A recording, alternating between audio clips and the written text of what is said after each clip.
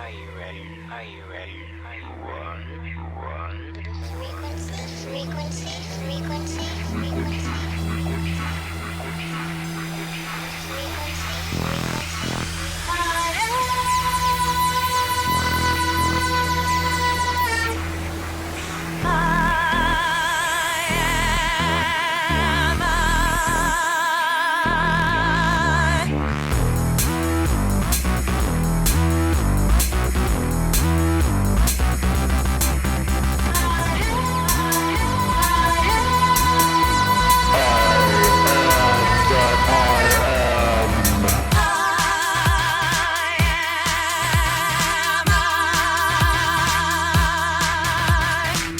I'm LIANE. I'm LIANE.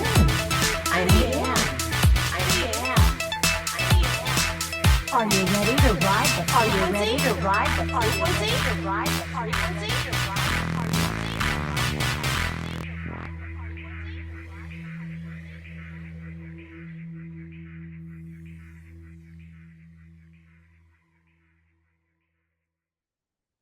Well, hello, everybody. How's it going? I just had the pleasure of speaking with Mr. Tom Dongo between my ADHD and his, what he calls slowing down. God only knows what you're about to watch, but we had fun. There you go.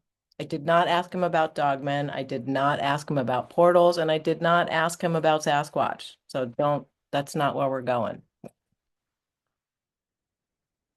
I did have to hop back in and say, I will leave all of that to Mr. Ross Coulthard, my 6'6" Betty Davis-eyed journalist from Australia, who's going to be at Contact in the Desert, from which I'm staying far away because I feel like it's going to be Comic-Con on steroids. And that's not the situation in which I want to hang out with people. It's better when it's just quiet. For me, anyway. So, that said, May 28th at 1 p.m. on Reality Check. That's happening. Tom was a little concerned that it might not because he had bad allergies. And unlike me, Ross is probably a very focused interviewer and knows how to run an interview. I just like to chat and try not to interrupt.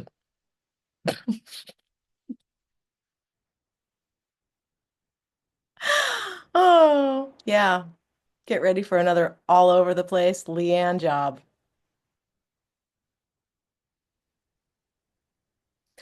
Hi, Tom. Welcome to Ride in the Frequency.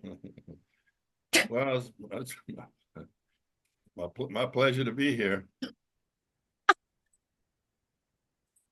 Well, I have so many questions for you, and I have so many things to say, but I feel like a good starting point is Jane Roberts and Seth Speaks. Oh, I got to tell you how I came about Seth Speaks. Big story. I was in the skiing business for about 20 years. And I had a ski shop in Reno, Nevada on Moana Lane.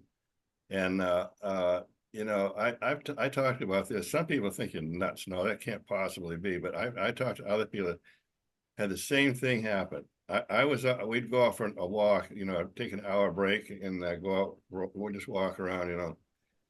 And so I was walking down past the store and something with enormous hands grabbed me by the shoulder. I mean, they were from my hip to my shoulder, hands. And it just started steering me. And I said, well, this is pretty cool. I'll just keep going, see what, so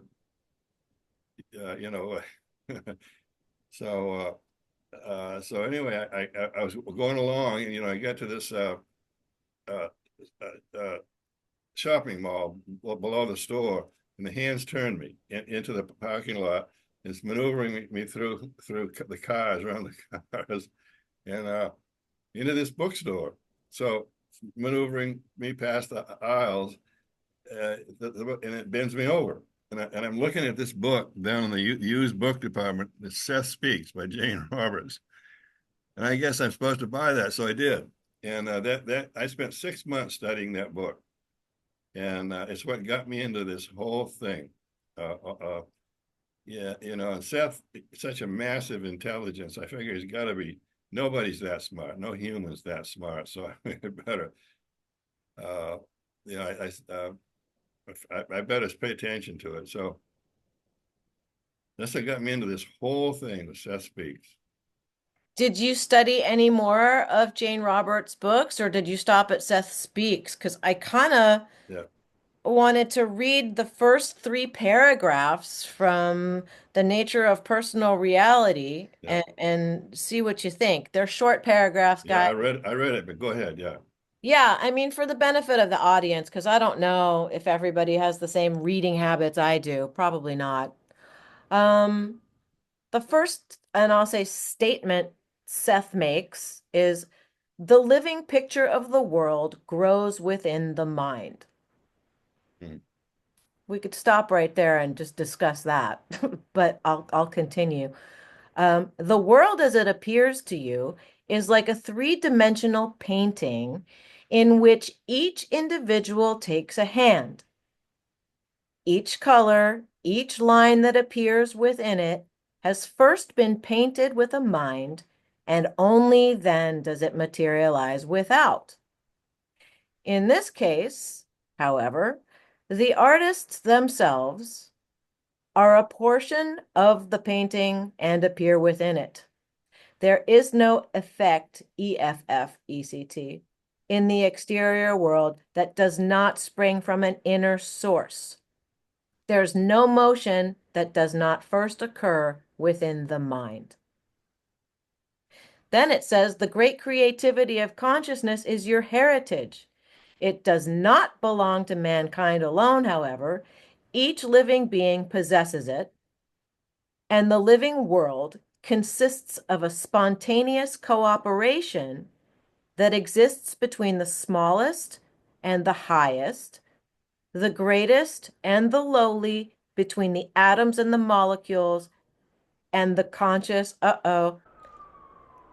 reasoning mind. That was it. And then it went away. This always happens. Okay. Well, it was a nice thought until my computer decided to have a solar flare fit. But, I'll find the rest of that sentence, but there's a lot there. And that speaks to, I have 3 African gray parrots. One of them was carrying on before we started recording, and I 86'd her. But I'm entangled with that parrot. Consciousness entangles all of us. I feel like we're all entangled in that space.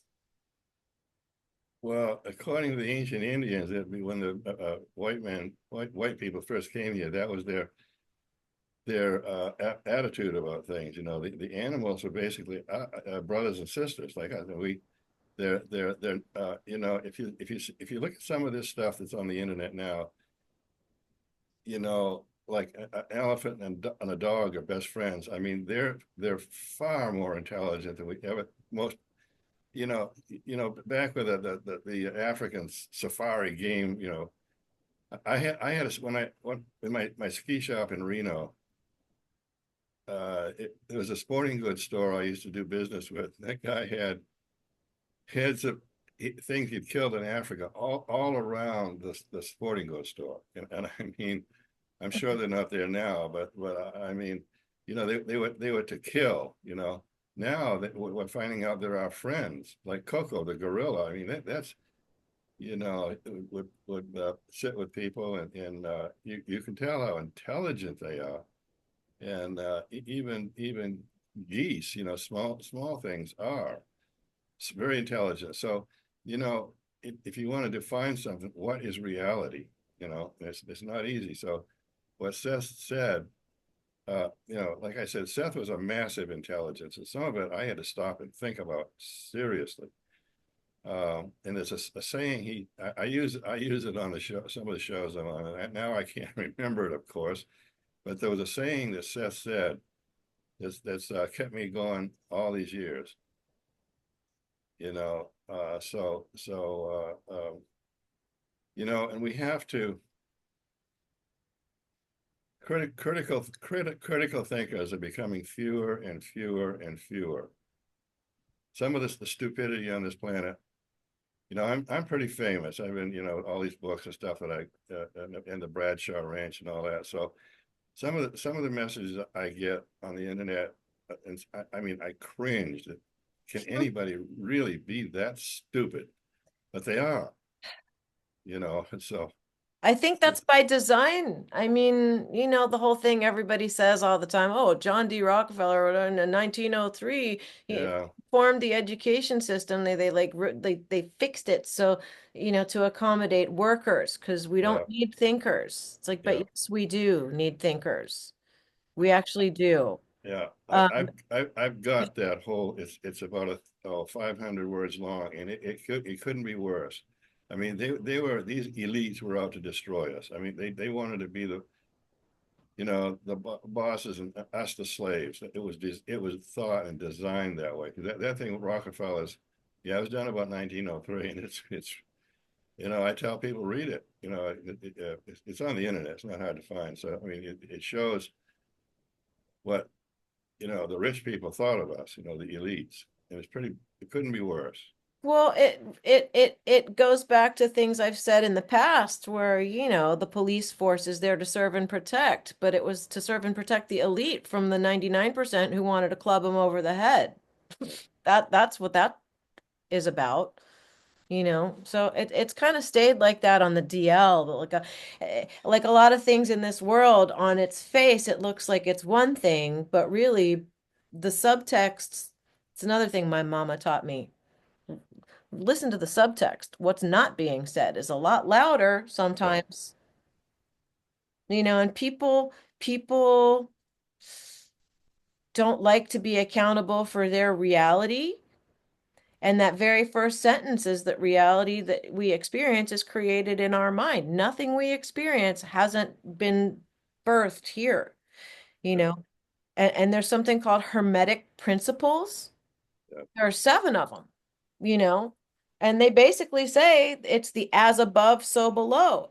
They're all saying the same thing, yet people would rather swipe one way, check their likes, get that next dopamine rush that isn't, you know, it doesn't last long, you know. So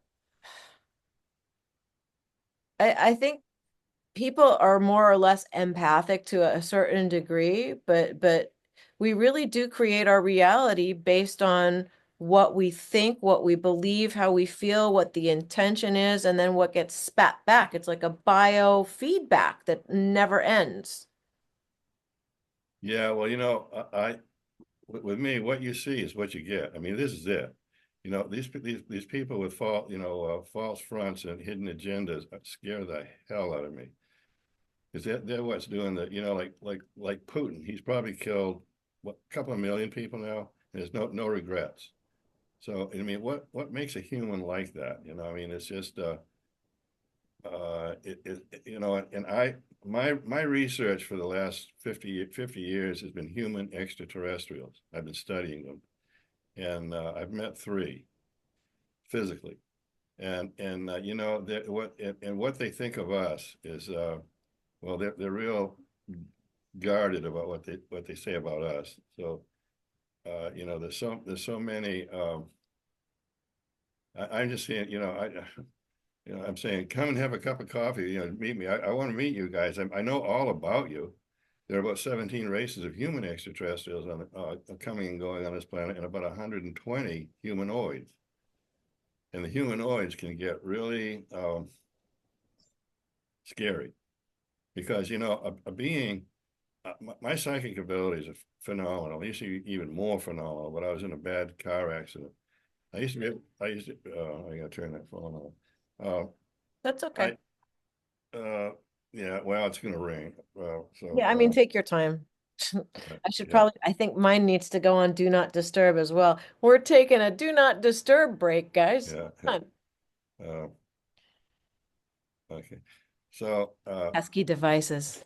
Yeah, right. Well, I've had them ring during a show, and well, anyway, I was going to tell you a story, but okay, I'll tell you this story. It's funny. Bob Bradshaw, I spent 4.5 years at which I'm world famous over the Bradshaw Ranch, and in fact, this is my book, Merging Dimensions, but it's all by the Bradshaw Ranch. It's a bestseller for me, anyway.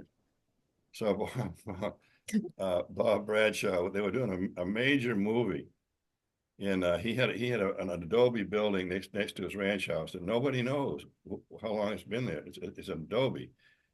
Bob lived all by himself, and we were doing a major movie shoot, and there were two Indians. One old Indian was dying, and the other guy was, they were famous Indian actors, and Bob forgot about his damn camera, and he goes beep beep beep beep beep beep, beep right in the worst part of it. I'll never forget it. And he's been in show biz forever, and that thing so it totally blew the whole thing. So anyway, my expertise has been human extraterrestrials, and I've been studying them. They're here.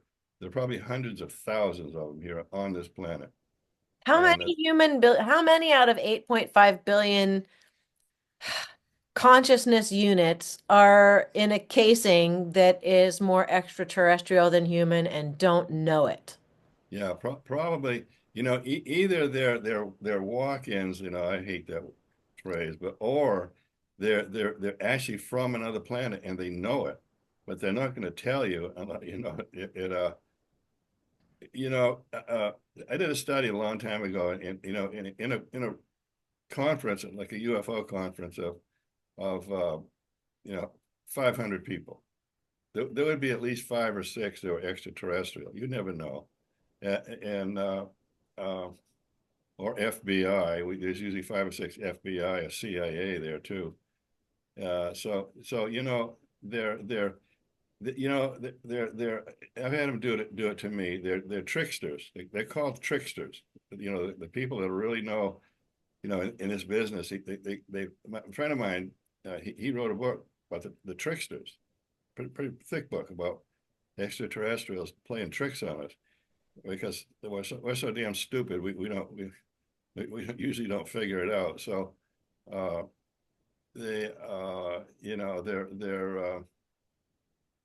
fascinating, and I've talked to hundreds of people that have had extraterrestrial contact, and ETs are. We must be incredibly stupid to most of them.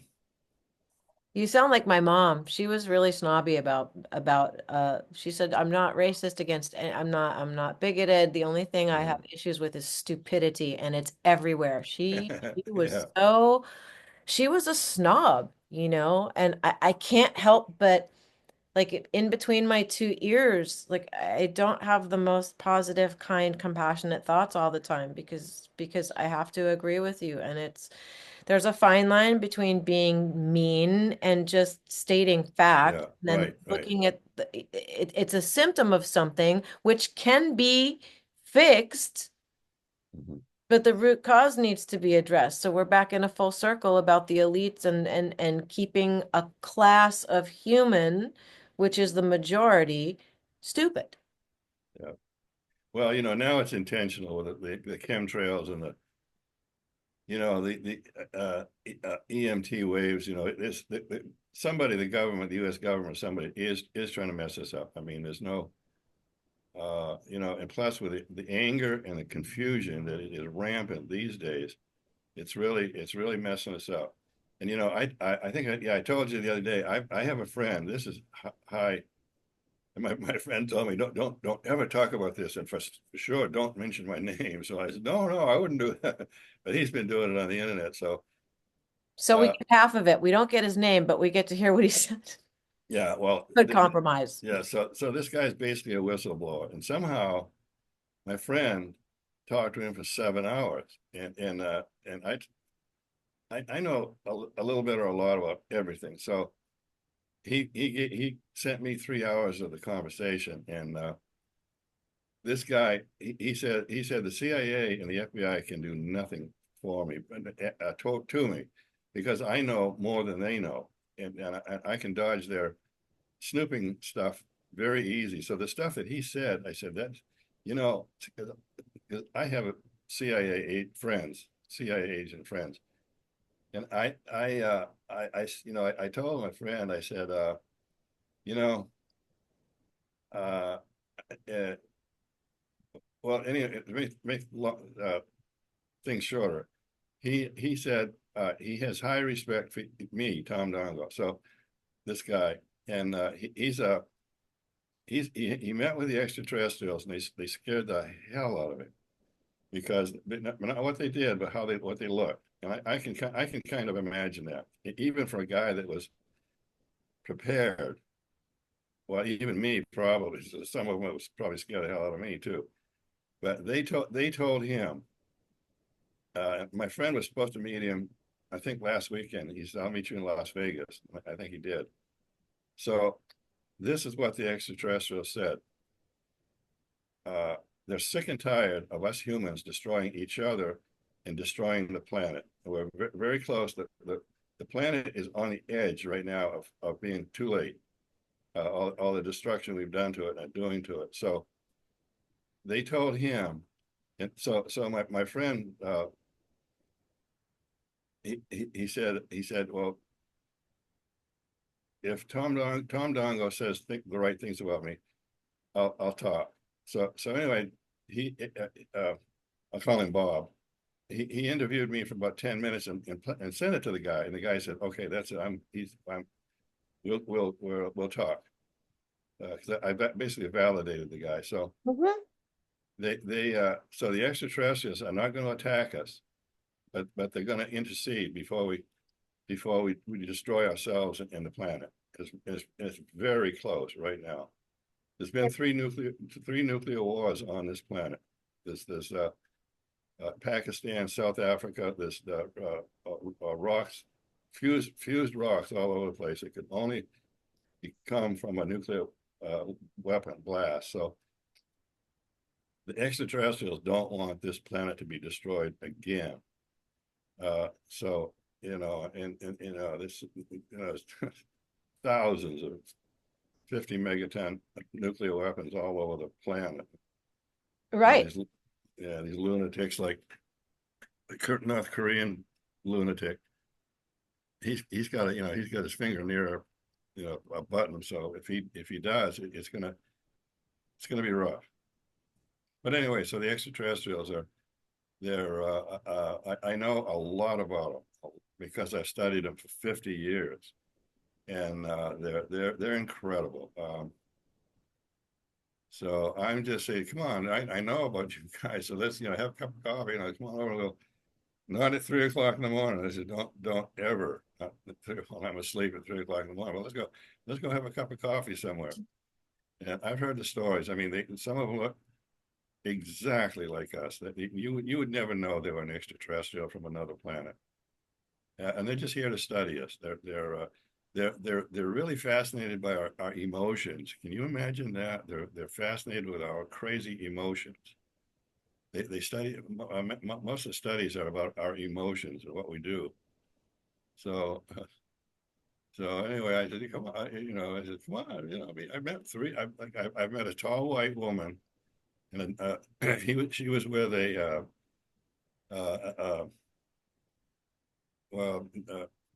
Norwegian, the Nordics. She was with a Nordic. She was a tall white woman, and I had a girl, extraterrestrial girl, and she could have only been an extraterrestrial, materialized right behind me. If I'd have turned fast, I would have knocked her off her feet. And my girlfriend at the time was right there, so we talked to her, and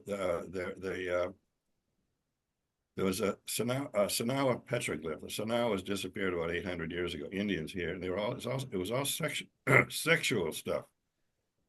So the extraterrestrial girl was asking about this stuff, and then for maybe this went on for maybe 10 minutes. And to this day, I regret that I didn't ask the girl if I could have touched her to make sure it wasn't she wasn't an illusion somehow on our part. But we talked to this girl, and she couldn't have been anything else. She wasn't a ghost. She wasn't a succubus. So, well, I mean, it's a long story from the beginning to the end of this, where we first ran into it. So I turned, my girlfriend went off a little bit because there was a lot of stuff going on. So I turned away for 1 second. I turned back and the girl was gone. And I could see for hundreds of yards in all directions in that arroyo, that canyon. And she was nowhere in sight. How So many canyons are there? How many canyons are there? Like there are at least 7, aren't there? in all there are hundreds. Well, Uh, but the big canyons are like a hub on a wagon wheel, and in this then they there's 7, and then they like this. You know, that's just a half a wagon wheel. So it starts with Lincoln Canyon and goes all the way over to Secret Canyon. So that is pretty interesting place around here. I'm doing I think I sent them to you. We just starting into this, and I'm 80 years old, and I love this stuff. So I'm going to stick with it because I got 2 people that are really really dynamic. That are it's going to a new TV show called The Mysteries of Sedona. well, good. So We can all look forward to that. yeah. So anyways, it's you know, it keeps me off the streets, you know, keeps me, you know, on my walker, you know, I don't want to be Oh, bumbling. man.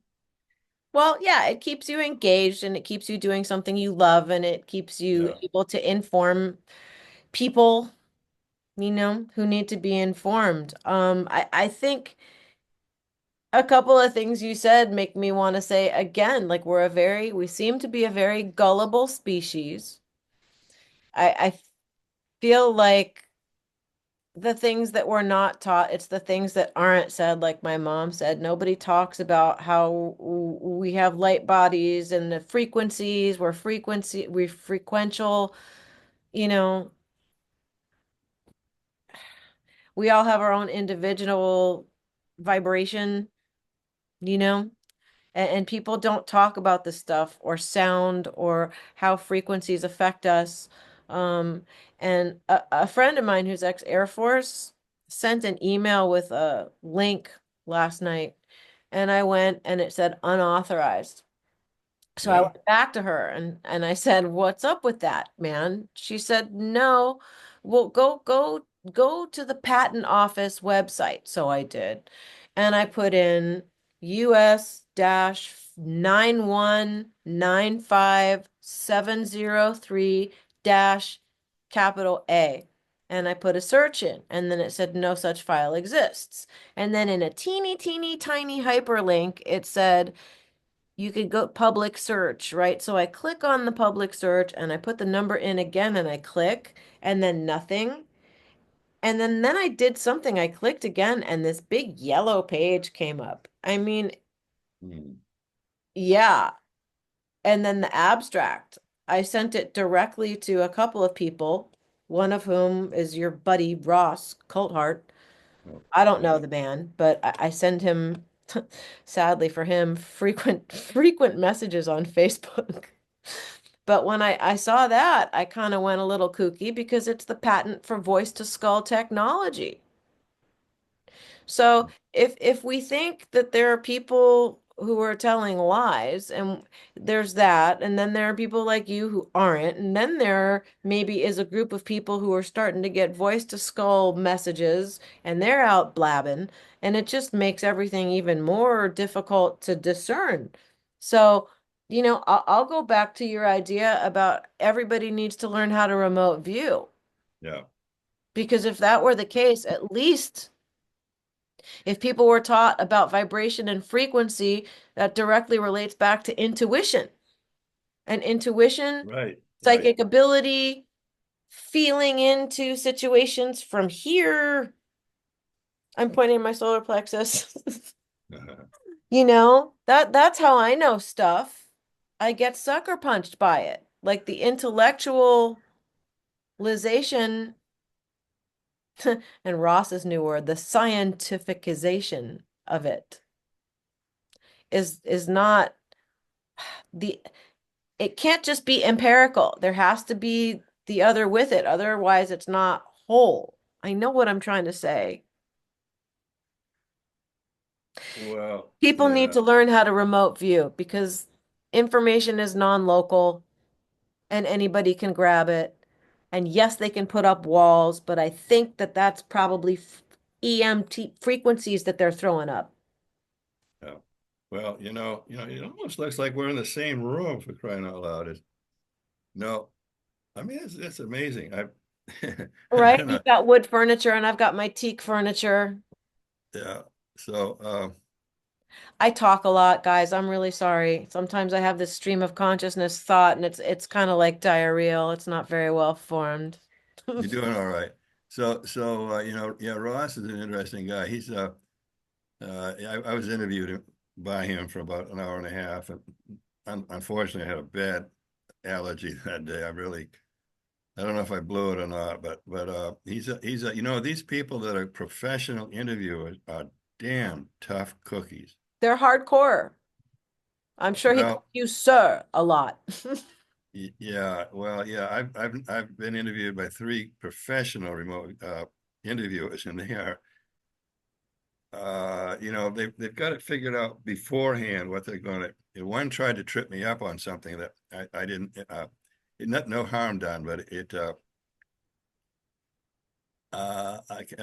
and I got paid $800 for the interview, so it was pretty good It's nice price. when people have a budget so that your time at least is compensated with Yeah. some finances. But I mean, I tried really hard to make questions happen, and then then LIANE happens. So I don't know, man. At least I'm authentic. There's nothing fake. I'm just right. I don't know what to say. Like, um, what do you think is next for humanity? There you go. Let's just ask a question. Well, yeah, Let's okay. count. I am one of the world's best remote viewers, I proved it. Uh, yeah, I well, I'll go into that a little bit, but yeah, I've tried to. I've been on shows. The biggest audience was 7 million. That was on Coast to Coast. I've been on Coast to Coast 3 times. So I would uh, oh, probably 4 million people. They were giving me. He says, "No, Tom, go ahead. You want to teach remote viewing? Do it." So I tried to give it away for free, and there's people that charge $5,000 to train a remote viewer. I was born with the ability. So my ability, in fact, I just talked to. He's a government. He was taught by Ingo Swann and Russell Targ, and unfortunately, I agreed. I agreed to something I wish I hadn't of now because I don't have the time. But so I've connected with the brightest minds, the real knowledge, and so I've told people if they could see what I see, I see a different world than you do because of my remote viewing ability. So I want everybody to see what I can see. And so I gave it, I don't know how many people got it, but I planted the seed, in all these millions of people and gave it away free, because I want to create, hopefully, get somebody that's going to be the 100th monkey thing that he's going to, he or she is going to do something that's going to trigger it. It's going to be a flash and it's going to go around the world. We're going to get this ability back because he had it at one time, like everybody could be a remote viewer or a psychic. I see. I don't often say this, but I combine remote viewing with psychic ability. I have phenomenal psychic abilities when I turn them on. So I combine psychic, and I don't say that during classes because I don't want to discourage anybody, but I so so a woman friend, she was trained in Los Alamos, New Mexico, to be a psychic and a remote viewer, and she's I don't have anybody to play with, so I'm just all by myself around it, except Maureen St. Germain. She's just we had a big session last week, and she's better than I thought. So she's not as good as I am, but she admits that. But Maureen's pretty awesome. So she's the number 2 around here. You're welcome to come hang out in our group if you want. Yeah. We we, um we've been getting together for about 5 years. Uh we learned casually with Alan Steinfeld, but Russell Targ actually came in. He was one of the guest teachers in the second round. And a lady named Anita Moorjani, who's she's got a pretty special story. She was in that class with her husband, Danny. That was kind of fun. Um, so yeah, we dabble. If you want to come play with us, you're more than welcome. You'll be surrounded by beautiful ladies. Oh, okay. Yeah, we get together. Let's see. Um, at around 5 o'clock your time on Tuesdays and Thursdays. But we skipped tonight because I told them I'm talking to Tom Dongo. And my other friend was like, "Yeah, I'm really busy. I've got one of us as an attorney." So she was busy. So we called Yeah, out. yeah, oh, yeah, Yeah, it's okay. yeah. I'm booked up for a long time, so you know, it gives me something to look forward to. I just, otherwise, what would I do? 80 years old, I'd be doing what these other old people do, and I can't. I can. My brain is 40 years old, but I'm eight. My body's 80 years old. Yeah, So, it happens to all of us. yeah, I know a lot of people who say I don't feel any different, like between my ears. I feel like the same, yeah, right, as I did. Like it's because it's the same awareness. Your awareness hasn't ever changed. Your physical body is, but your awareness hasn't. no. Well, I think like with chemtrails, I think that whoever's doing this stuff has done an awful lot of damage because I can see around here what's been happening to people, that had a certain amount of intelligence are totally screwed up. So it's got to be something's up. Maybe it was the COVID shots. I don't know, but It's it's something. probably a combination of all of it. I feel like Yeah, gullible a species as we are, we're also pretty tough and we yeah, yeah, adapt and yeah, can't get rid of yeah, us. Like we're pesky yeah, like that. yeah. So whoever's whoever's trying to practice eugenics keeps having to up the ante because we keep adapting, which is pissing them off. Yeah, I feel yeah. like that sometimes. It sounds paranoid, but it's the only thing that can explain the overall big picture to me. Well, I was going to talk about the COVID shots, but I'm not. It's I don't uh, care about that. I think putting any kind of messenger RNA into a yeah, creature that has its own RNA and DNA yeah, intact just fine. I don't know what the fuck that's about. yeah. You can call Well, it what you want. it's I don't care. I put something on the internet the other day. People don't, like Bill Clinton. I did 10 minutes of research on Bill Clinton, and I knew he was a murderer. Bill Clinton I found this out. He had between him and Hillary, they had about 40 people murdered before Clinton even got. So I said, nuts to this guy. But my sister-in-law, I said, why did you vote for Bill Clinton? Oh, he's such a good-looking guy. And I'm going, oh no, So, it's the same with the COVID shots. I did some research, simple research, and I said, no, this is no way am I gonna.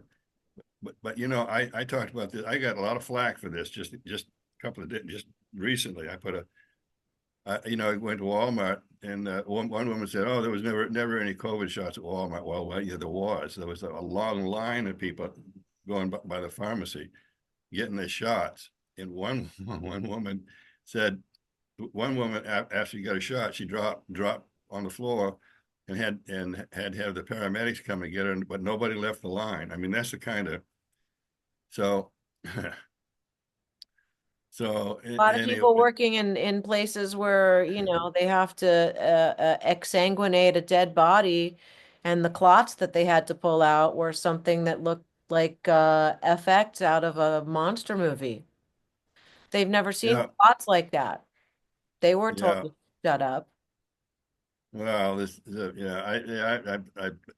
going to bum a lot too many people out, but You they, know, the reality is that yeah, that people have something, somebody, something has an agenda, and I think the COVID shots and the COVID itself were just part of an attempt at deconstructing and reconstructing the human being in a manner that like either enslaves us more, makes us more disconnected from our own consciousness and awareness, yeah, scares us into paranoia, yeah, and it just fractured everybody so much yeah. more. Like there are some of us that got away, I think. Like I just holed up here with my mom. I didn't jab, and I didn't get her jab, and we were fine. Well, right at the beginning, you know what's going to destroy this civilization? Destroy this, Arguing amongst ourselves, killing each other. you know, bickering and squabbling is going to destroy this civilization. Bickering and squabbling. Yep. Because you get a bunch of UFO researchers in a room, people are damn smart. What happens? They start arguing. One's black, the other's white. So it's happening with everything in the But planet. that's all ego stuff. Like my awareness Yeah, doesn't want to argue with anybody. Only LIANE, who wants to be right, needs to argue. And like at what point, like yeah. that's why they call it ego death. Well, here's the thing: if you know you're right, go for it. But I've said, I've seen by about 100 million people on shows, and I say, if you can prove me wrong, that's the end of it. You're right, I'm wrong. That's it. I don't. I have friends. These are two pretty smart people. It was Jesus Christ and Billy Meyer in Switzerland. These two guys fought, uh, sling the dog poop for about 4 months. Jesus, Jesus Christ and Billy Meyer. Neither one of them would give any ground. I would have ended it in one paragraph of 1 second. You know, so this stuff makes me crazy because I read some of the, as a friend of one of those guys copied some of these things, and they just they both wanted to be right. They want to give up. So this went on for months and months, and I read some of those, and I said, "No, people, this is awful." They just their egos wouldn't let them give up. So there's a word I'm going to use, but I won't. It's nasty. Uh, so but there's got to be a give and take, and it's got to be this is something I've fought with for years. Kindness is my approach to everything now. Kindness, but I used to hate the word love. I used to hate it. Never use it because it's so prostituted. The word love, but the fact remains all the studying I've done. Love makes everything work on this planet or not work. I So agree. yeah, And you know so what? Sometimes love isn't pretty, but people don't like that either. Just yeah, love isn't always unicorns and ice cream. Sometimes yeah, love is the unicorn vomiting ice cream, and it's not pretty. yeah. But that's life. You look at the way people die. It's not. There's nothing. Uh, there's a lot of things that are nothing pretty about this life. I have a CIA friend, and I know a lot about him, but I would never talk about. But he's got a well, his name is Z. He's easy to find. He's going around to he's been on some of the shows lately. The you know so anyway he he's I know the things he's done when he was in the CIA, but he saved the lives of about 4,000 children, mostly girls. He's got a crew, and he's been shot 3 times. So I won't question his credibility for a second because he saved the life. It's going on 4,000 now. They go into these places where all these kids are. He said some of them are dead. We get in there and some of these little kids are dead. They don't feed them anything. They feed them water and some bread, white bread or something. That's all they feed them. So so I I endorse his credibility, but not looking at some of the things he did when he was in the CIA. And I called him up one day and I said, "Hey, Z, what's that noise?" He says, "Oh, I'm in a helicopter. We're going to." He would hang out in the Everglades, and he'd say, "We're going to machine gun the tent off a bunch of CIA guys. We're going to have them lay down and then machine gun the tent off them." Uh, uh, so to train them to keep their heads down and fight, you know, because they stick a nose up and get the nose shot off. So he's, yeah, we're gonna put all these CIA guys and lay them down and shoot machine gun the tent off them. So uh, Fun exercise. yeah, fun, yeah, fun, yeah, guy stuff. You women don't Guy understand stuff. this. Well, I don't know. I know somebody who's ex Navy, uh, Office of Naval Intelligence. Like, Yeah, and after they were done serving in the Navy, they went into yeah, naval intelligence, and some of the things and some of the situations yeah, are like Ian Fleming worthy. I mean, this person has like 27 kills. yeah, right. Well, Um, I've known a couple of government assassins. They get a name, go kill this guy. So he does. Doesn't say doesn't say why. But so there was one in particular. They had him kill one of their own guys in Hungary, Budapest, Hungary, and he said I had a lot of trouble with that one. It was one of our own guys. We machine gunned him right in front of his kids. I mean, that's a piece of crap. You know what I mean? where people don't actually understand, there's this young guy, like Yeah. he looks young, Andy Bustamante. I don't know if you've ever talked to Andrew And I Bustamante. know the name. Yeah. Yeah, I'm sure he does a lot of shows. Uh, Yeah. and some of the things he says, like he's leaving the country to raise his kids out of the country, but he's Yeah. not going to trade in his passport or his citizenship. And if the CIA called him back in, he said, depending on the situation, he might very well go back. But he's got like an 11-year-old boy and a 9-year-old daughter or something, and I'm just making that up. I don't remember. But he thinks that they have a far better advantage being raised in Europe where the education system's still intact Yeah. and they don't have, kids being raised on devices Yeah. where the infrastructure isn't about to crack in half. And he can run an American business, at least the business he has, from anywhere as long as there's a Wi-Fi signal, you know.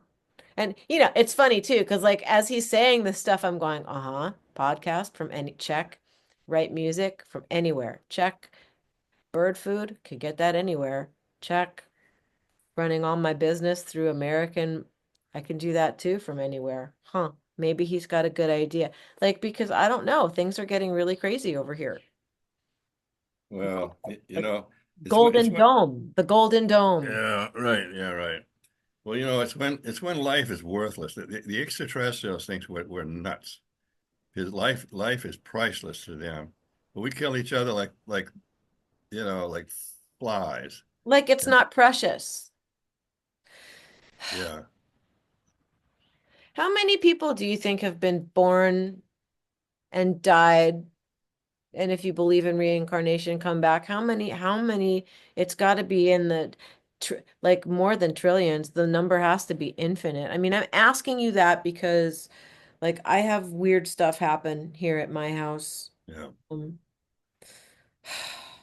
I live with Well, orbs. I live with tiny orbs, yeah. but I'm not sure how to share my screen. I can try and show you something and see what you think. Um, Orbs.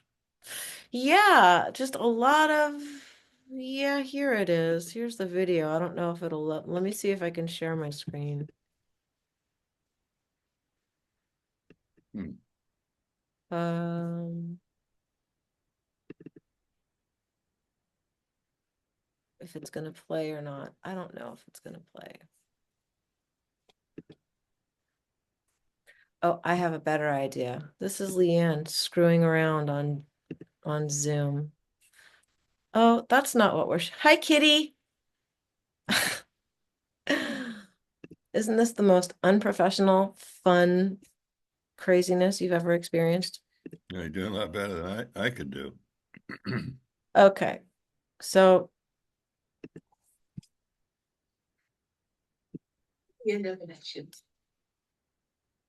Trying to escape. It just doesn't make any sense. He probably ran up the street when a patrol car was nearby. so that's the TV in the background. This isn't even the. Here we go. All day, all night. I've been documenting this for 2 years now. Now this is in your place. Yeah, it's my bedroom. Looks like mountains from Wow. right here.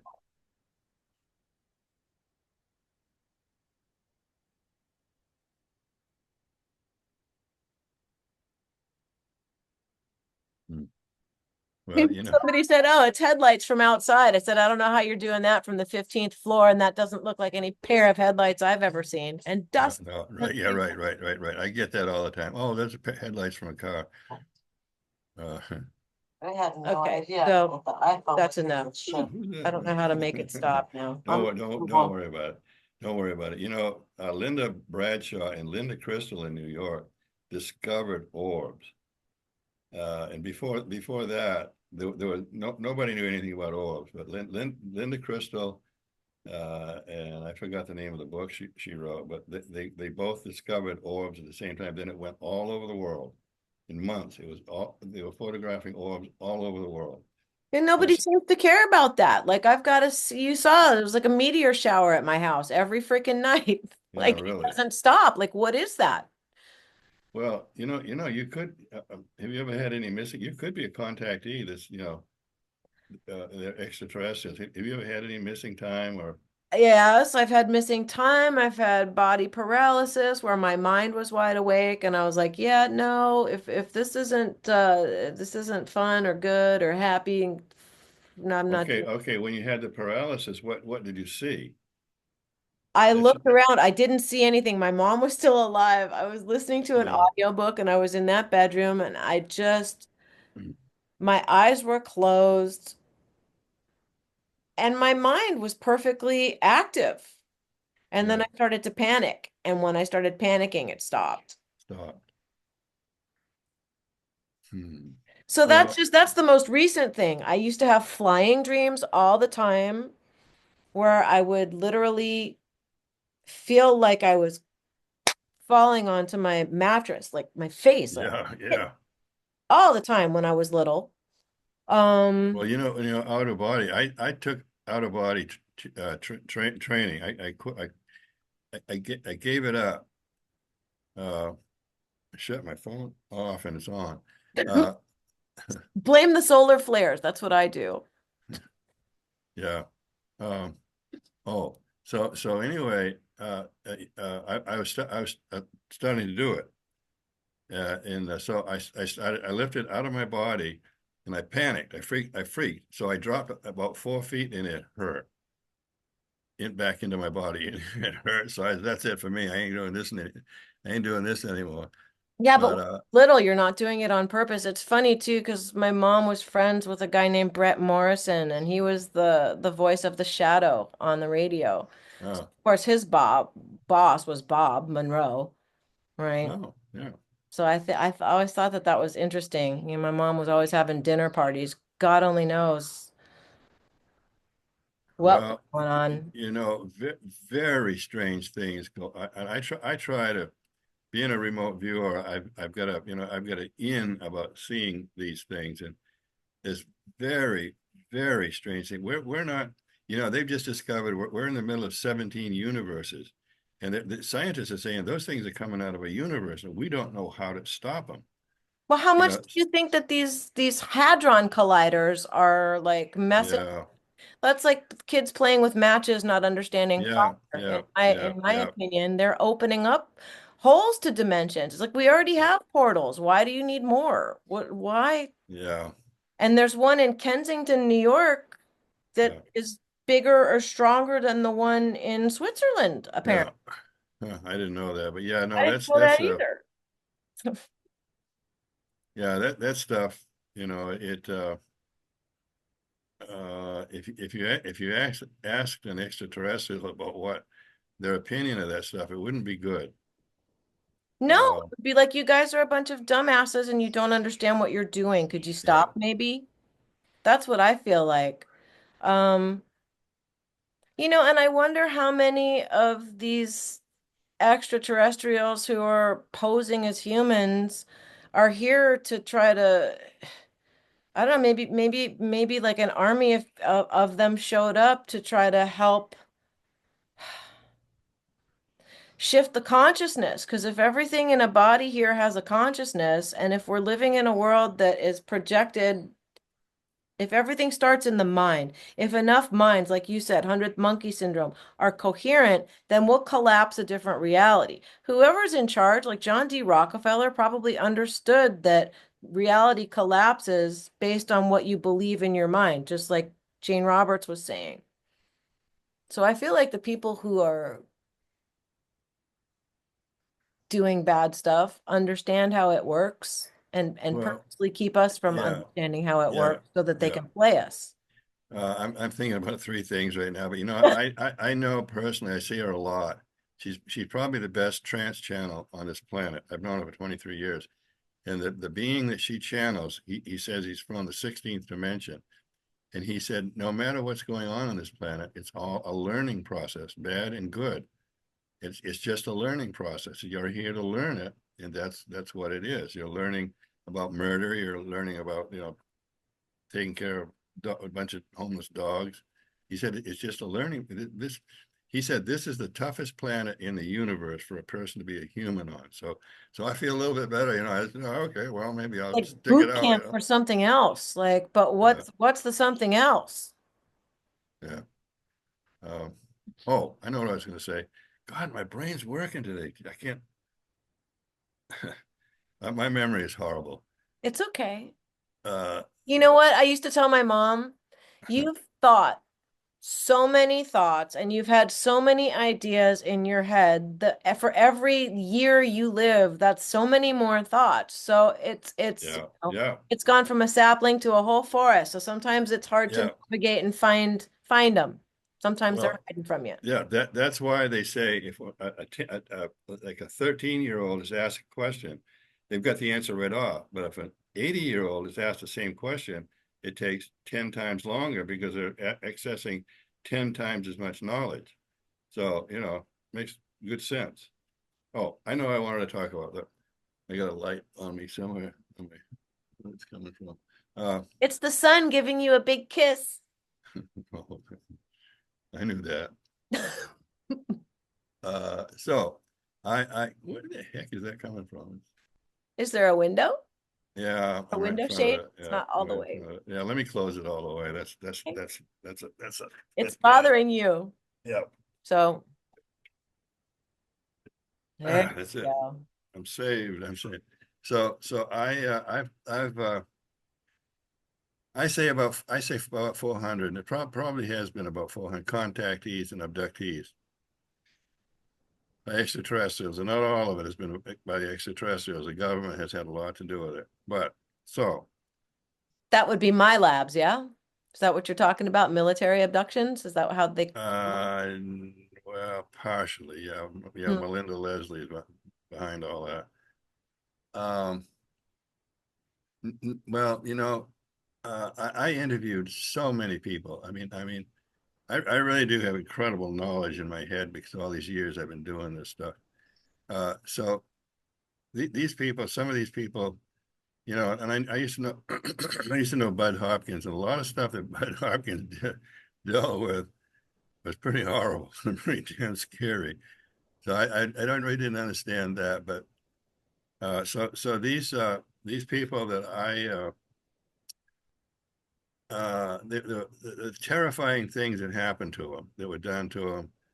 Well, kind of like Travis Walton. I know Travis; he's one of my good friends, and so these people, I'll say 200 at least of contactees or well abductees, and so they were terrified. But and I finally started asking them. Every single one of them, as terrified as they were, it was their own fear basically, had a greatly raised consciousness.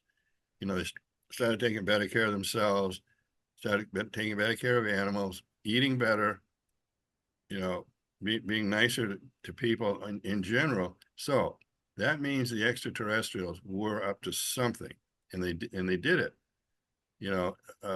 These average people, their attitude changed towards living, totally changed. So, and I've told that 10,000 times. So whatever effect it had, it was true. Even I saw it. Jake Barber is saying that his attitude changed after he had that one experience, and I don't know if they're ongoing now. And there's a fella who's positing the idea that every time we have sightings or like when I do dishes, I'll just have these ideas that come out of nowhere that make so much sense that are not anything I would normally think. So I don't know if there's interference from the field of possibility, I'll call it, the conscious field. I feel like it's alive with ideas. Yeah. Um, and you can reach in and grab any one of them at any time, but you have to be aware Yeah. that it works like that. I'm just looking at a list of things I'm going to talk about on another show. There's one here that's real important. It's called the Time Stream Project. The dead side, and they say you're the dead ones, not us. They said that you're the dead ones, not us. But they have this thing. It's called a Time Stream Project, and they're trying to link up with us live beings, and they're really frustrated because we're the ones that constantly drop the ball. So, and it's the truth. And interestingly, the governments are dead set. They know about it, and I've dropped it. I can't. I don't have the time. But there was a guy named the Czechoslovakian. No, I can't remember. He actually originated the whole thing. They were actually able to talk to the other side. They filmed it. Oh crap! I can't remember the name. Okay, that's what Google's for. Yeah, right. Oh shoot! That's But anyway, he's Czechoslovakian. He started it a long time ago, and they were talking. If they found if they put like a TV set on the static, white noise, they from the other side could speak through that. Or telephone, rarely a telephone, but they've recorded. And so I've learned that the other side is the first levels of it. I mean, it's not the astral zone. All the bad people go to the astral, but a good person, a normal person, goes to this first level. It's basically just like this, but they don't have to. They can create anything they want, any kind of a home they want. They like racing motorcycles. They can zoom around on a racing motorcycle, so they had photographs of themselves. They took photographs of themselves and sent it back, and you can find those on the internet. So I tried to look up Project Time Stream. It wasn't working, which is why I'm doing the voiceover, because listening to me yammer about what was going on the Google search is really kind of counterproductive. I went back and I searched today. I still can't find Poot Squat. So whatever this is, I'm going to have to rely on Tom to remember the gentleman's name at some point. And, I know he's super busy, but maybe if I'm nice and behave myself, he'll come back and we can talk only about that. I don't know. Yeah, no, that's not the same. Uh, oh, I wish I could remember this Czechoslovakian guy's name. I checked it out the other day. I can't get it. But anyway, I was involved in this project for a while, and two people were murdered intentionally. So I said, no, that's it for me. I mean, that's how serious it is with the government. In Europe, there were two people that were killed with this in this project, this time stream. And the time stream is coming from the other side. The governments didn't want that. They didn't want us talking to the other side. Man, it's underground literature that was circulating from hand to hand. Does that sound better? Underground Mm. literature that was circling from hand to hand, Time Stream Project, the Czech Republic, they clamped it. Well, that might be. They say the Czech Republic. Yep. Well, that must have something to do with it. Um, hmm. I'm sure Well, if you put the right keywords in, yeah, exactly. So, yeah, like when I looked up the patent for voice to skull technology and the yeah, whole abstract came out, and it's the whole thing is disturbing as F. yeah, yeah, And it's right there for anybody to find. And people are so distracted, you know? Very, very, very cuckoo. Uh, yeah. Hmm. yeah. Well, So here, yeah, I can't remember his name. So that's you see that? yeah, yeah. Silent subliminal presentation system. Well, if it's got to do with Czech Republic, it must be part of it. This one isn't the Czech Republic. This one's ours. This was Oh, patented in the 90s, and oh, the okay. abstract goes on to explain voice to skull technology Oh, and how they use it on humans. Isn't that fun? yeah. It's available. It's right there. People aren't crazy when they say Yeah, if they look, yeah, it's if you if but these days it's people have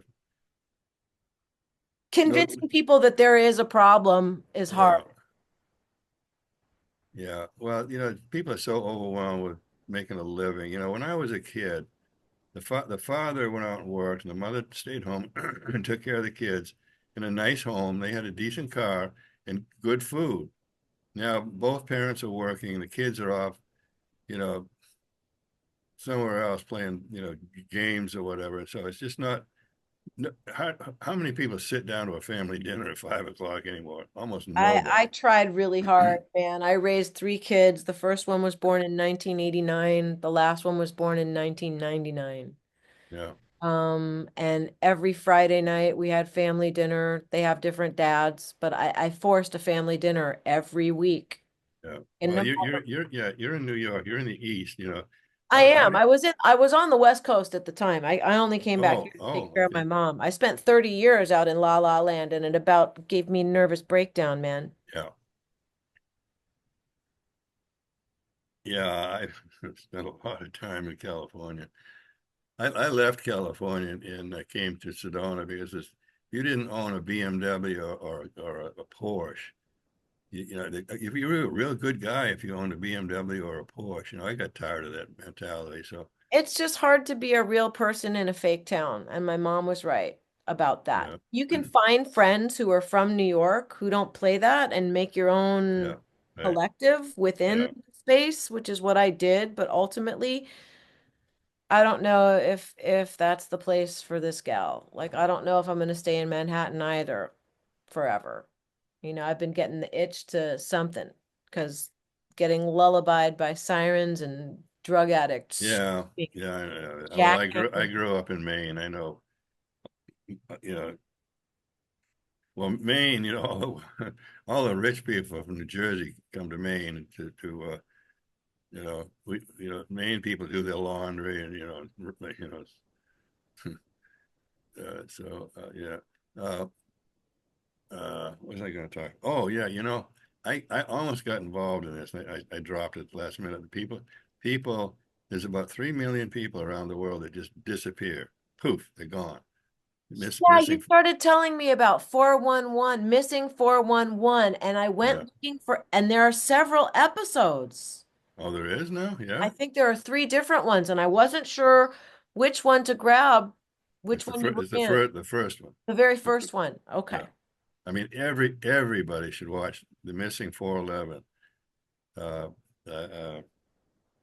David Paulides. Everybody should watch that because it's true. I was I had a guy I was walking with. I didn't know him. We were walking side by side, and poof, he was gone. I looked all over the place for him, where he might have run or hid or whatever. So this is going on all over the world, more and more. So I was going to be in a group of people that had the ability to that were seers, were psychics. And I at the last minute, I said, I don't have anything to do with this. I'm too old for this stuff because there are about 3 million. There's about 300,000 that just poof. But this in grand total is about 3 million. Where do they go? Because I've tried to track them using remote viewing, and I get stopped every time, one way or another. The first Uh, thing I think is Matthew Brown on Weaponized saying that we are a resource. And that's all yeah, he said. He just made a very general statement that yeah, we are a resource. And yeah, you can read whatever you want to into that. I mean, if you're super prickly about all of it, that means yeah, everything from food to bodies they use to be butchers, bakers, candlestick makers to keep the money flow going. Like yeah. without humankind, they wouldn't have gerbils on a treadmill. There would be a dead treadmill. Yeah, unfortunately, that's got a lot to do with it. Well, it's like this blood from kids. What is Zetachrome with, Oh, yeah. Yeah. We can call yeah, it Datachrome for now. Like I think I yeah. don't know. Yeah, chromium. It's not, yeah. Yeah, uh-huh. But Yeah, because that's true. It's true. But is people anybody don't doing like it? to hear that. People don't No, want to no, hear that. no. Well, the thing that drives me nuts, everybody knows about it, but nobody does anything about it, and there are some things that some people could do something big. So, yeah, there's a lot of stuff that's going on this planet that's really, really hard to deal with. So, I mean, we have to have a good attitude. I mean, attitude is everything to do with it. You got to maintain a good attitude, otherwise you're going to sink. You get depressed. Well, I hear about all these people who have like near-death experiences, and I know this sounds like it's not related, but it only speaks to the idea that whatever created us is neutral. And Yeah, like you said, it has to be neutral. Otherwise, the things that go on here for learning experience, if wouldn't go on. There would be some kind of intervention. So it has to be about some kind of an experiential expansion. And yeah, to get, if you want to use a video game analogy, to get to the next level, whatever that is, I yeah, don't know if you ever get to quote beat the level. I don't know what that means. I'm sure after we all croak, we know what everything means until yeah. until the We memory's look back. wiped Yeah, again. yeah, yeah. I've already told him. You try to send me back here, and there's going to be a fight.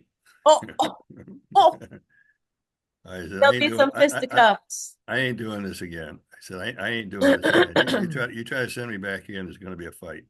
Well, So, I feel bad. That's what I said to my mom. Whatever this is, this relationship we have, I cut the cord, man. I can't do this again. This needs to be the last time around because I swear if I want yeah, to knock you out, and then, right? yeah, It's the craziest relationship I had with that woman. But, yeah. at the end of the day, I learned so much. We both did. And I don't know. Maybe it was all necessary. Yeah, it probably is all necessary. It's like my friends, the guy, the person he channels. He died in 1938, but he said it's all a learning experience. It's good or as bad as it's all, that's what you're here for, is to learn. So, if you're a murderer, well, that's what you're supposed to learn. The effects of murdering people, that's what you're here to. Or if you're here to love people and be kind and help people, that's what you're here to do. So I would heavily disagree with a lot of that because I know about the astral zone. Because when I was at the Berkeley Psychic Institute for a couple of years, and we talked about the astral zone a lot. And it's a well, it's a type of hell. I mean, it's where the really bad people go, because they have to be trained to be better people. So I'm going, I don't want anything to do with that. I Yeah. want to be a good place from there. Like Betty Ford for bad people. Yeah, right. Yeah, right. So, What do you think it's like? And I mean, what's people love a train wreck. I guess I'll ask what's the most, besides the out of body experience and it hurt when you went back in, was there something that frightened you more than any other experience? it was the feeling of coming out of my body. I was going straight up, and everybody in the room was laying down, and some of them took off, but I didn't. I just didn't like it. I didn't like the feeling, so I said, and I dropped probably about 5 feet, and it hurt back in my body, and it hurt. I've been around the block. I've done a lot of things, crazy things. What's the most euphoric experience you've had with regard to Uh, being contacted? uh, you know, Funny, I was thinking about that the other day.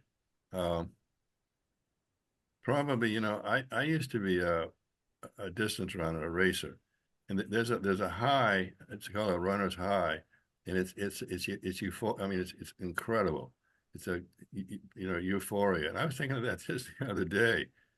So, I mean, there have been other kinds of ecstasy, but I think it's hard to describe. How do you describe ecstasy anyway? But there's been a lot of different times. I think I told you the other day, I almost died 3 years ago. I came within minutes of dying. So we have an artery in the nose, both sides, right? And I used to be a paramedic.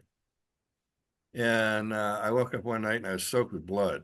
And this artery broke. And if, I mean, there's a bloody nose. I mean, I thought, oh, this is just a bloody nose. Well, it wasn't. And you can't stop it. If you try to pinch it, all the blood goes down your throat and you choke on your own blood. So the nurse, I drove myself to the hospital. Well, actually, to the emergency clinic, and they were closed. So I'm standing out there in front, with a big towel soaked with blood, and somebody, a homeless person in the bushes, yelled, "Go to the hospital! Go to the hospital across the street!" And so I looked over, and all the lights were off. They turned all their emergency lights off, So I got in my car and I drove. I finally found the emergency room at the entrance, and I started to pass out. So the nurse told me if you had passed out, you wouldn't have come back. So while I was staggering across the parking lot, I saw a veil and I saw people waiting for me on the other side. So so it was close. And then that happened again about 2 weeks later. And there's been a couple of other times I was so sick, I didn't think I was going to make it. So I was given some extra time. So I figured, well, I better take good advantage of this, So it's been 3 years. So I've done pretty good. I've got a best-selling book. I've got, influenced hundreds of millions of people. So, if I was, that was my plan. I've done pretty good. I made the best of it. But it was close, real close. I mean, I don't want to do that again. Yeah, I don't blame you. Yeah, I don't blame you. yeah. So But that's not a fun experience at all. no, Do you still get contacted? Oh, you know, they contact me. I'll be talking about something like this, and I get it's like Billy Meyer. You know, I get a pressure on this side of it right here, and then I hear somebody talking to me. So you know, so I talk to them. The objection I have to that, when I came to Sedona, when I moved to Sedona, I was pretty famous as uh, a channeler. I taught channeling. I was a channel. I did it for years.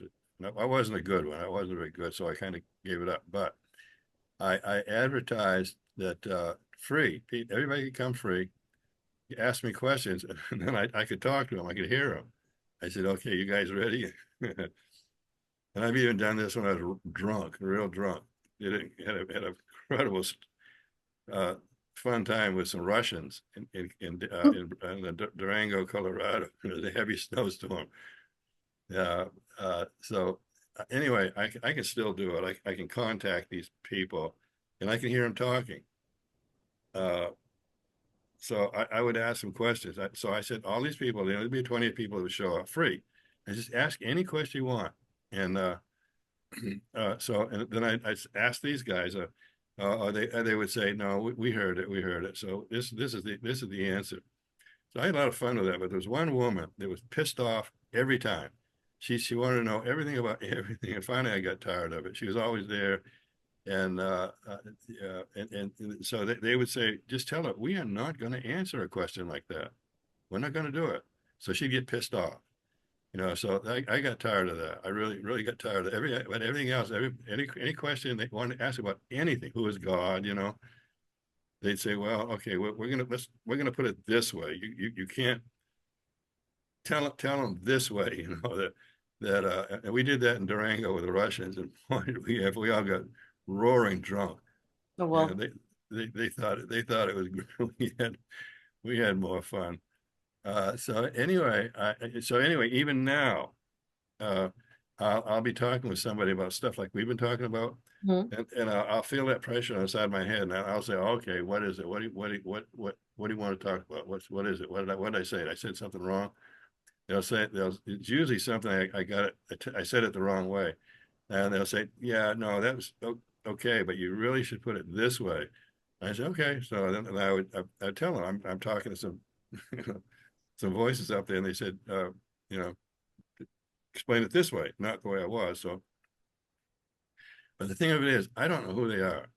I mean, uh, they could be, you know, I've never, all the years I've been doing this stuff, there's never been a negative situation ever. It's always been real positive. And I used to be reckless. I used to be known as reckless when I was in Santa Cruz. Uh, this is a long time ago, but I went one day, I would let any being use my body. You know, I've had poltergeists in my hand. I grabbed them, and they're like dry ice. And one time I was going to do a channelings, and I did one same thing in Maine when I was in Maine one time.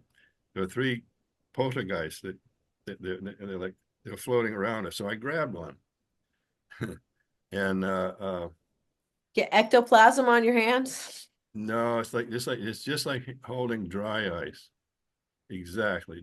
You know, so when I was in Santa, there's about 30 people waiting for me to I could feel this being coming by, and wanted to use my body. I said, yeah, okay, you know, go ahead. You know, you can, you know. So I felt it come into me. And this hasn't you know, this hasn't happened in a long time, but I felt it come into my body. It's pretty weird feeling down to about my hips. And then it opened my eyes and looked at every single person in the room very carefully, then it was gone. So then shortly after this ice cold, I grabbed it. So I said, everybody come line up and feel what in my hands. It's a poltergeist. And so everybody did, and everybody was blown away by and then it left my hands afterwards. So crazy but true. I mean, it's They stuff. say the temperature changes, you know, so when you say Oh it's yeah, white ice, like it gets yeah, cold, you know. I yeah, mean, yeah. Like even right now, ever since I was little, like I can look at the floor and I see lines, energy Yeah, lines. I see yeah, them. Like the yeah. floor, it's not solid. My eyes see that it's not solid, and I've always felt nuts because of that. Like I can also see what my friend Randy describes as like smoke between my fingers, and like when I put my fingers together, I can play with the little line of what looks kind of like smoke, but I think it's energy. People think I'm nuts. No, you have psychic abilities that are far above normal. I can tell you that right now because of all the years I've had classes. You well, I used to this used to happen all the time. People say, "Oh, I don't have any psychic ability," and I say, "Yes, you do. You just I haven't think I do, discovered it." and I think I'm afraid of them at some level because I Yeah, think I'm yeah, really, right, really, right, really right. powerful, and Yeah, that power right. is very scary. Yeah, well, don't be afraid of it because you're not going to get hurt. I think I used it for bad things when I was little because I was Well, no, angry and traumatized, and I think I no, scared myself. no. You know what happened in a past life? You were see, I had a past life where I was uh, oh, what was my memory? Uh, well, anyway, I killed a lot of people. So that carried over into this lifetime. Uh, a warlock. I was a powerful warlock. I killed a lot of people. I remember destroying a village and then burning it, hundreds of people, way, way, way, way back. And I was a psychic told me that too. You were a warlock once, a powerful warlock. So I said, well, yeah, okay, cool. Yeah, yeah, I could talk more about that, but I don't want to go into it. But so anyway, no, you We have can a talk about psychic. that privately sometimes because I'm Yeah, curious. If you want, that's okay. well, You uh, don't. well, Yeah. being a remote viewer, spontaneous things will happen. Like I've been in the middle of murders, and people would say, "Oh, gee, that must have been fun. That must be so excited." Well, No. it it it effing wasn't. The only thing I can tell you, I can understand that because one of the targets in the Alan Steinfeld class turned Yeah. out to be Jesus on the cross. But he said, okay, the target, and then he gave a number. I was feeding my mom, and then all of a sudden I felt like somebody just sucker punched me in my guts, and Oh I yeah. Oh yeah. started Yeah. crying. I started crying. Alan Yeah. was like, Yeah. Yeah. yeah, what's the matter? I said, I don't know. It feels like somebody sucked my soul out. I feel like there are people watching. There's like they're watching something go by, and then something really bad. I don't know what is going on, what your Right. target is, but there's something really up. And he's like, only Anne won that round. There's Jesus on the cross. And they're like, ay. But yeah, when you're plugged into information, they should really call it remote feeling because I've been on some Yeah. emotional roller coasters in my sessions before. Yeah. No, you have great psychic abilities. You need to allow it to happen. You're young enough. You can take advantage of it. You're so funny. I'll be 60 in about 6 weeks. Yeah. You're I'm still a spring chicken. Like, ah! you're still a picture. It's because I'm nuts. It's Wait arrested till, wait, development. Keeps you going. wait till you get to be 80, sweetie. From 70, it's downhill slide until you, so, so, uh, oh, I was going to talk about some Thank other, you. I like, appreciate. I no, appreciate. you look good. You look good. You look good. You look great. Yeah, I don't think you look like an 80-year-old, so that's or even. well, I don't know. I know.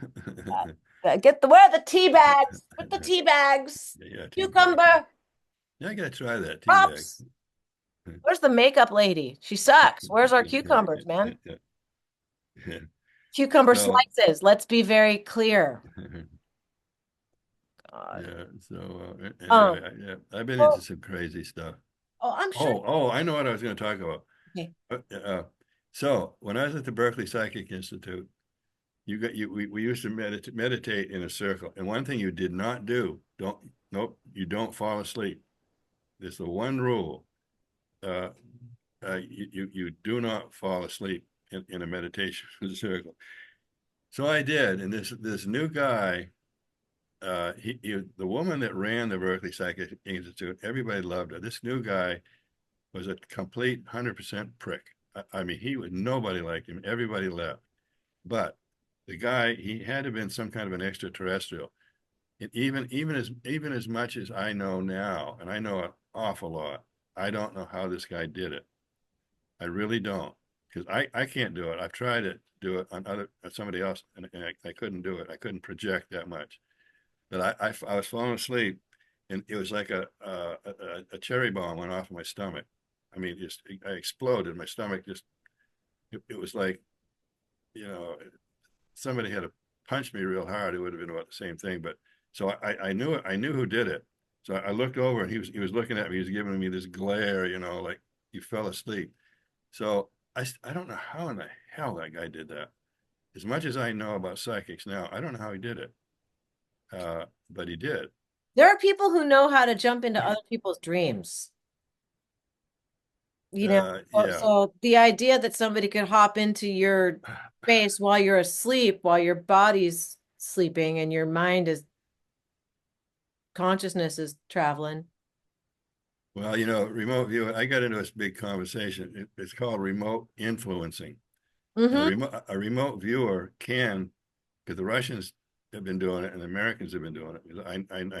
I know some higher ups, and it's called remote influencing. You can get into a person's body. I've only ever tried that with weather with a group, Yeah. but weather's a little different. It's a little less intrusive than, getting into somebody's personal space like that. Well, yeah. Well, see, when I know the original remote viewers. In fact, so anyway, originally when it was started by Russell Targ and Ingo Swann, and I work with one of these guys. I agreed to do something with him the other day, and I wish I hadn't agreed now. But he was one of the original remote viewers, and so damn, I forgot what I was going to talk about.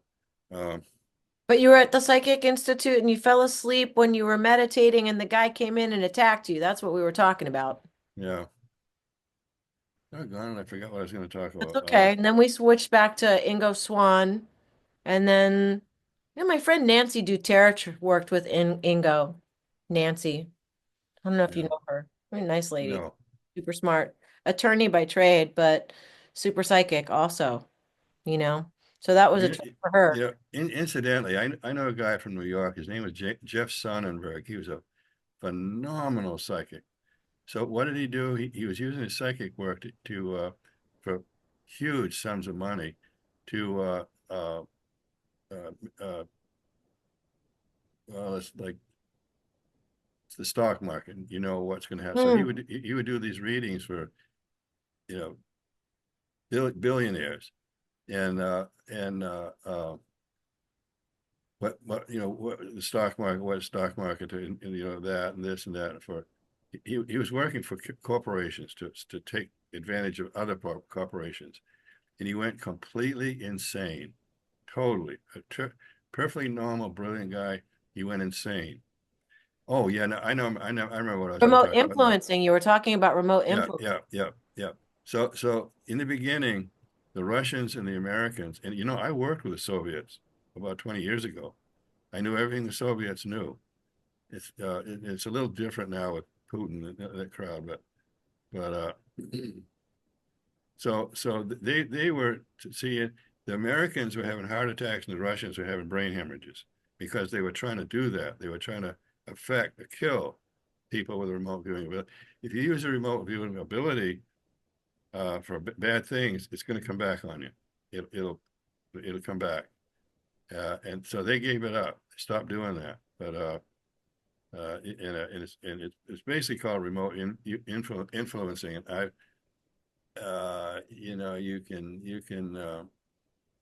you can really do some damage if you're powerful. Well, I got another story to tell. That's intention though. Like doesn't that have to do with intention? Like it depends. If you've got loving intentions, you're not hurting anybody. No, this is intentional to kill somebody or create something. So, you know, I've gotten to the point where somebody tries to do that to me and I'll tell them, don't F with me. Just don't even think about it. Because I can project it back. I mean, this is even extraterrestrials. I've had extraterrestrials try to mess with me because I've been close enough to touch an extraterrestrial craft. It's with 5 other people. Oh God, I'm losing my. No, it's okay. Talking about remote influencing, and you were talking about this guy in the stock market and how, you know, Yeah, if you're not Jeff, doing yeah, good things with your powers, it's going to yeah, come back at you. yeah. You can't use that, and especially if you're really powerful, like Jeff was. Brilliant mind, and he went insane. Totally. The last I heard, he was totally insane. So you got to be careful. I mean, you got to use your brain sometimes to. Because I thought when I heard about Jeff doing that, he was nuts. There's something bad about that. And then a few months later, I heard he'd gone completely insane. But by doing that, you know, trying to tell one billionaire how he could screw another billionaire. So you can't do that stuff. You really can't. It's got to be, you know, if you're going to do it, it's got to be positive to help, you know, a cure or whatever. People, you can't use it. Sooner or later, it'll come back. It'll come back around and destroy you. Well, I mean, you use your empath abilities. I mean, you've done healings on people. Yeah, I cured a girl of 4-stage cancer just to see if I could do it. She was in Philadelphia, and her parents. I've got the letter. I can prove it. I've got the letter she sent me. She said, "I've just taken my daughter, and I don't cure cancer. I don't do that for a living." Uh, she said, "I've just brought my daughter back from the hospital, and I'm beside myself with joy. She's free of cancer," and she was dying. So I just so I was asked to look at her, and she was more concerned about her boyfriend than she was 4-stage cancer. So I told her mother, I could see that I can read people. I can still do it with you know, like I'm right in front of them. The whole I used to be a lot better at it. I told her mother, when I'm doing this thing I'm going to do to her, she's got to sit in a chair and think of me and face me with nothing on her mind. And I found out, then her mother said, well, she's on chemo. I go, oh, F me. You know, I couldn't get by the chemo. So her mother took a dying girl off chemo. And I go, oh, God. So anyway, it gave me a straight shot at the cancer. And I killed it. In spirit, I said, okay, spirit, I need help. What am I going to do about this? And so I got this vision of her by herself, a etheric body, and let's see, it was 3 bodies, an etheric body right beside her, same as her, another body, and then a third body was looked like fog. He had names for them, but so I took how I did this. The spirit showed me. Took the cancer out of her body, put it in the etheric body, and it started dying a little bit because nothing, it couldn't live. So then I put it in the Astral? No. This is something I created. But no, not astral. So then I would take it out of that body and put it in the shadow body, the third one, and it died. The cancer died. And and I don't cure cancer. I'm not in the business, especially as old as I am. I'm not available for that. Anyway, I imagine you probably, when you tell these stories, you probably get a million emails. Can you? I used to. That's why you're. Yeah. Well, you know, I say, how can, you know, I get every time I say, well, how can they get in touch with you? And I say, they can't. Because I used to get about 50 texts and I no way I can keep up with that a day. So I just say they can't. Yeah. And my website, it's been so long since I've got to use my website. It's gone. I tried to find it the other day because it's been over a year since I've even looked at it. I don't use it. So anyway, the girl, she was young. She's 23 years old, but she was so damn obsessed with her boyfriend that I 6 months later, I said, well, how's she doing? Well, the cancer came back because the girl wasn't paying attention to her health. She was more, you know, concerned about her boyfriend. So it was gone. I got the letter that said that I just came back from the hospital and she was dying. She had 4th-stage cancer, and they checked her out and they said she's 98% free of cancer. We've all got some cancer in us. So anyway, I've got the letter. We've all got a little bit of everything in us, whether it activates or not. I think it has to do with the environment in which we choose to live. And I think that has everything to do with, sure, what we eat, where we live, what kind of life you live, but it also has to do with what you're consuming. I ideologically, like what TV shows are you watching? What ideas are you thinking? What are you thinking about all day long? How does that make you feel? Like a lot of people scare the crap out of themselves and don't even understand that they're doing it to themselves with their own thought process.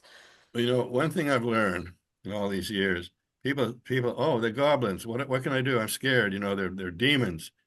I tell them just the awareness of what you're afraid of will protect you from it.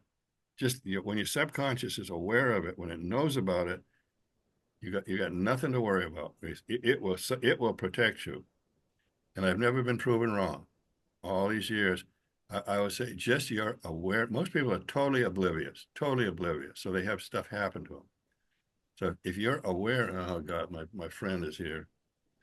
Good. Any messages?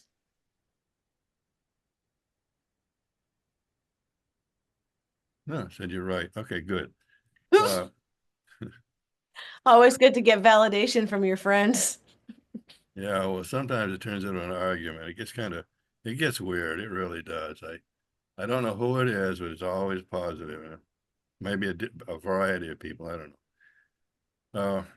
Could be higher aspects of yourself. Could be, I mean, look. Yeah. If you're aware of a problem, your consciousness is aware of a problem. You have total protection against it.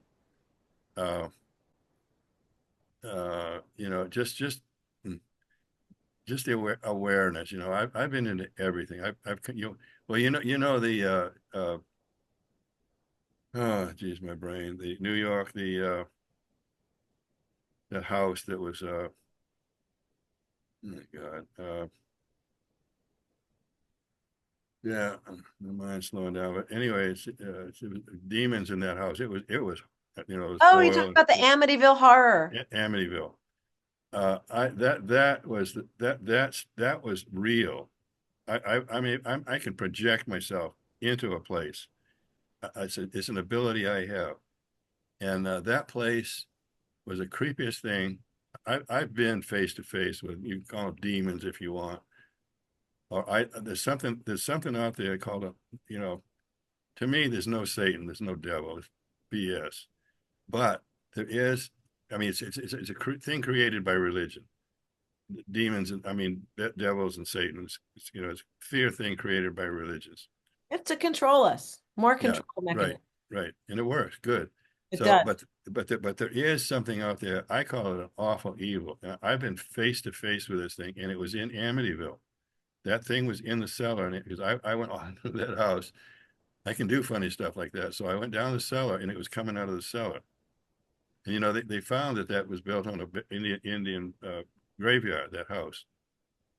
Well, that's like that whole complex that they ate up the Biono wetland, and it was a tribal burial ground, and they just started digging up bodies and putting them in buckets, 5-gallon paint buckets. They're putting stuff.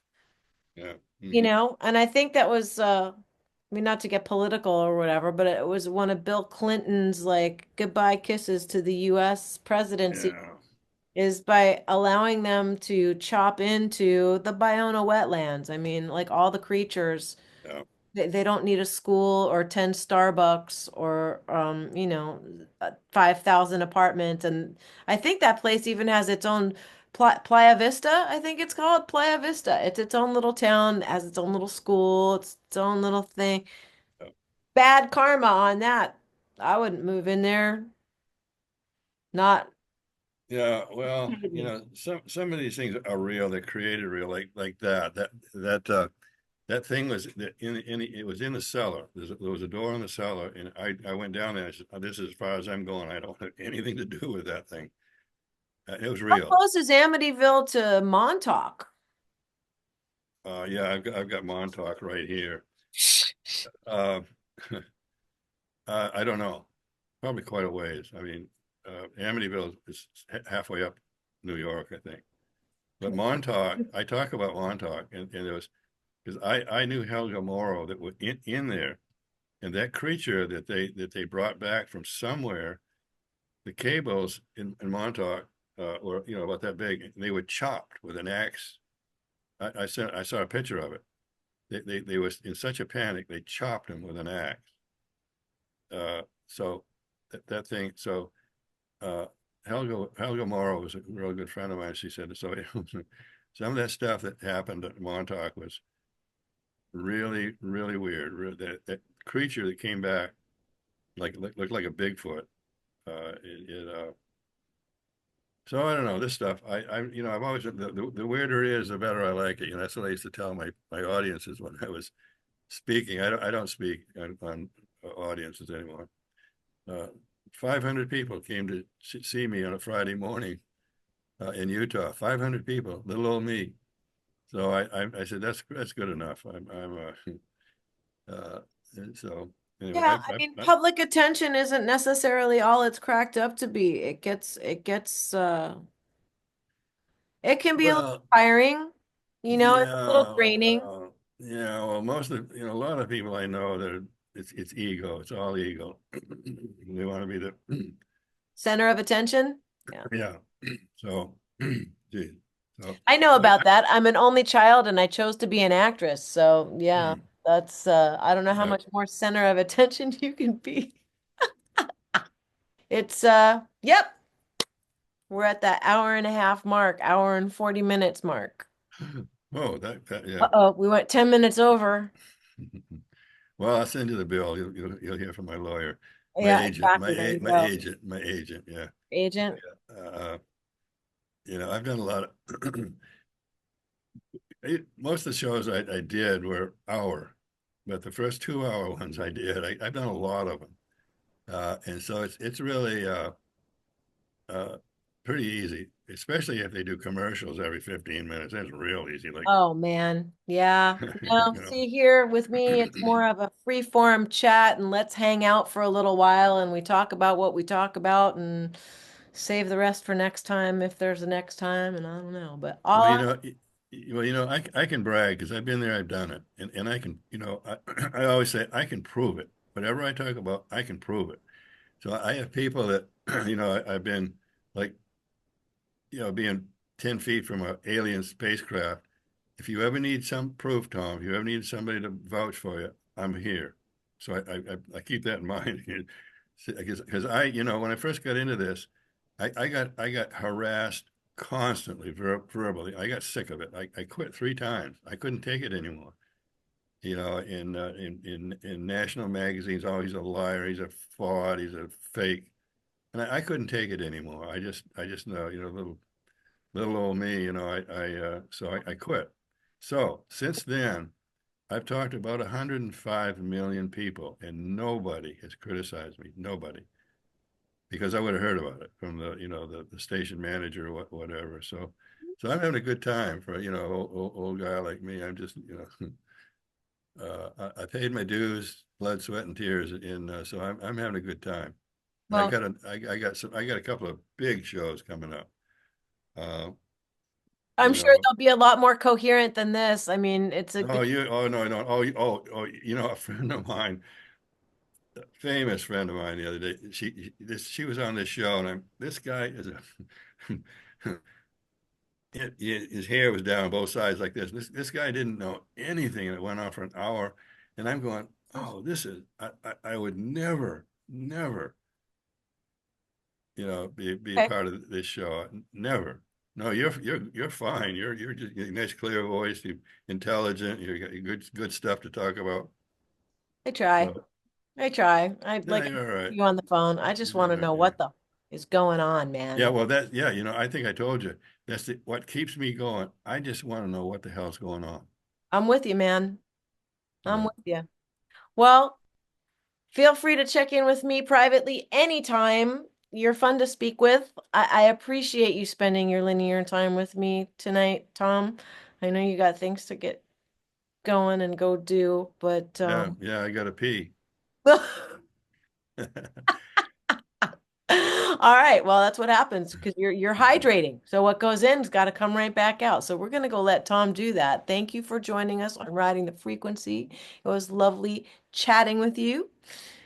Be well, and we'll see you next time. Okay, sweetie, love you. Namaste. Namaste. Okay, I warned you. I don't know if you made it this far, but if you did, congratulations. You probably need a prize. Oh my God. What a sweetheart. I love talking with Tom. It was fun to spend some time with him. We like to be authentic, even if sometimes it's not what people expect or like. That's life. So, maybe next time, if there's a next time, I can ask him about dogmen and Sasquatch, lions and tigers and bears. No, we're not doing that. Not doing that. Don't forget to go and grab a copy of Tom Dongo's best-selling book. I'll leave all the links down in the description. Seth Speaks, Nature of Personal Reality. Fabulous books. If somebody who can't sit down and hated reading was able to rip through those books at 18 years old, anybody can do it. It's fascinating stuff. It'll absolutely open your mind. It will blast your minds wide open. And then get ready for a really cool ride. Once your mind opens up and you realize that anything and everything is possible, it all changes, at least in my experience. So, yeah. Last but not least, watch Reality Check, the Tom Dongo interview on May 28th at 1 p.m. I'll be there in front of my big TV with my phone, commenting. See you in the chat room. Till then, keep inquiring, keep having the conversations, keep showing up for yourselves. Be kind to yourselves. Keep riding the frequency. And remember, you're the awareness.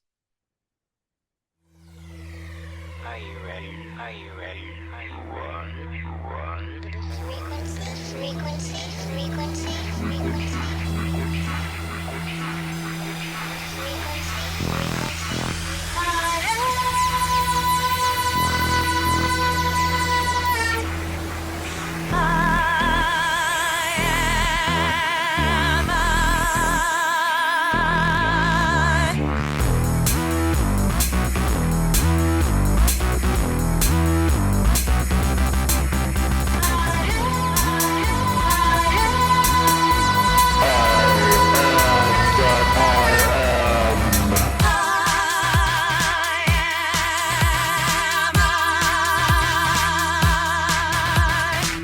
I'm LIANE.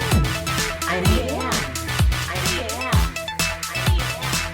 Are you ready to ride the frequency? Are you ready to ride the frequency?